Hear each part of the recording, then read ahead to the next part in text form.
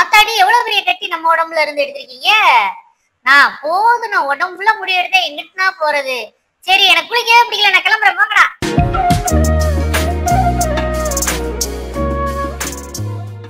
வணக்கம் நண்பர்களே, நம்ம இன்னைக்கு பார்க்க போறது இந்த பெர்ஷியன் கேட்டை தான். ஸோ இந்த பெர்ஷியன் கேட் பாத்தீங்கன்னா இவங்களுக்கு வந்து ஒரு பிரச்சனை என்னன்னா ஃபர்ரை ஃபுல்லா நக்கி நக்கி எடுத்துக்கிட்டே இருக்காங்க. அது என்னன்னா ஒரு விதமான வயிற்றுல பிரச்சனையா இருக்கணும், இல்ல ஓவர் ஸ்ட்ரெஸ்ஸா இருக்கணும்.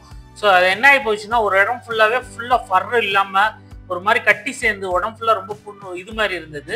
ஸோ அவங்கள டாக்டர்கிட்ட கூட்டிட்டு போக சொல்லியிருக்கேன். இது முடிஞ்ச உடனே நீங்க பார்த்தா தெரியுது எவ்வளவு பெரிய கட்டி. அது போக பாருங்க, ஒரு போர்ஷன்ல முடியே இருக்காது, டோட்டலா முடி இருக்காது, இன்னும் வழுக்க விழுந்த மாதிரி இருக்கும். நீங்க பார்த்தா தெரியுதா, இந்த வழுக்க போர்ஷன் மாதிரி இருப்பீங்களா, இதுதான் தப்பு. இந்த மாதிரி இருக்கக்கூடாது.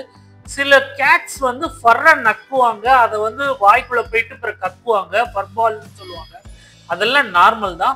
பட் இந்த மாதிரி வழுக்க விழுற அளவுக்கு நக்கக்கூடாது. அப்படி பண்றாங்க அப்படின்னா ஏதோ பிரச்சனை இருக்கு, உடனே டாக்டர்கிட்ட கூட்டிட்டு போய் கன்சல்ட் பண்ணணும். முக்கியமா சொல்ல போனா சில கேட்ஸ் பாத்தீங்கன்னா குடல்ல வந்து இல்ல வயிற்றுல வந்து சில ஒட்டுண்ணிகள் மாதிரி வந்திருக்கலாம். அப்படி வந்தா இந்த மாதிரி பிரச்சனைகள் வரும். டாக்டர்கிட்ட போய் உடனே கன்சல்ட் பண்ணி நம்ம மெடிசின்ஸ் போட்டோம் அப்படின்னா இதெல்லாம் சீக்கிரம் சரி பண்ணிடலாம். அண்ட் இவங்களுக்கு வந்து ஹெவி நாட்ஸ் வேற இருந்தது, அதனால நம்ம ஃபுல்லாத்தையும் ரிமூவ் பண்ணிட்டு இதுக்கு வந்து லைன் டெயில் மாதிரி பண்றோம். ஆக்சுவலா டெய்லையுமே கூட நாட்ஸ் இருந்தது, எல்லாம் முடிச்சுட்டு ஃபேஸை நீட் பண்ணிட்டோம். ஸோ 4 கால்லையும் மூட்டு வரைக்கும் தான் எடுத்திருப்போம், சாக்ஸ் மாதிரி. ஃபுல் ஜீரோ ட்ரிம் கிடையாது. இது வந்து சாக்ஸ் மாதிரி ஏன் வைக்கிறேன் அப்படின்னா கேட்ஸ் வந்து நடக்கிறப்ப வந்து அவங்களுக்கு அந்த ஃபர் வந்து வேணும், இந்த பாதங்கள்லையும் கால்கள்லையும்.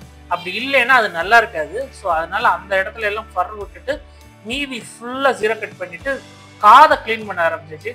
கேட்ஸ் வச்சிருக்கவங்க நல்லா தெரிஞ்சுக்கோங்க, காது கிளீன் பண்றது ரொம்ப ரொம்ப முக்கியம். ஏன்னா கேட்ஸ் வந்து எப்பவுமே வந்து ஏதாவது பொதுக்குள்ள எல்லாம் போய் படுத்துக்குவாங்க. ஸோ அதனால வந்து காதுக்குள்ள தூசி போறதுக்கு நிறைய சான்சஸ் உண்டு. தண்ணி சுத்தமா பிடிக்கல, 4-5 தடவை தண்ணிக்கு ஊத்த தப்பிச்சு ஓடிக்கிட்டே இருந்தாரு. அப்புறம் பிடிச்சு வச்சு ஒவ்வொரு இடையும் பிடிக்க வேண்டியதா இருந்தது. அவரை நல்ல வேற நம்ம ரூம் வந்து க்ளோஸ்டு ரூம்ங்கிறதுனால அவரை ஈஸியா பிடிக்க முடிஞ்சது. இல்லைன்னா இந்நேரம் தெரிச்சு ஓடிடுவாரு தண்ணியை கண்டா. நல்ல வேலையா அப்படி பிடிச்சி நம்ம நல்லா தேய்ச்சி குளிப்பட்டு தேய்ச்சும் போதெல்லாம் ஒன்றும் பிரச்சனை இல்லை, அவார்டு பேசாம இருந்தான். பட் அதை தண்ணி படும்போது சுத்தமா பிடிக்கல. நல்லா குளிப்பாட்டிட்டு அதுக்கப்புறம் நல்லா துவட்டியாச்சு. துவட்டும் போது எந்த ஒரு பிரச்சனை இல்லை, ப்ளோ ட்ரையர் சண்டை தான் வழக்கம் போல. ஆனா நம்ம கூட சண்டைக்கு வரல, பின்னாடி பயந்து போய்கிட்டே இருந்தாரு. ஒரு வழியா அவரை அழகா ரெடி பண்ணி குளிப்பாட்டி முடிச்சாச்சு. ஸோ இந்த வீடியோ உங்களுக்கு பிடிச்சிருந்தா லைக், ஷேர், சப்ஸ்கிரைப். நம்ம அடுத்த வீடியோ பார்ப்போம் கைஸ். பாய்.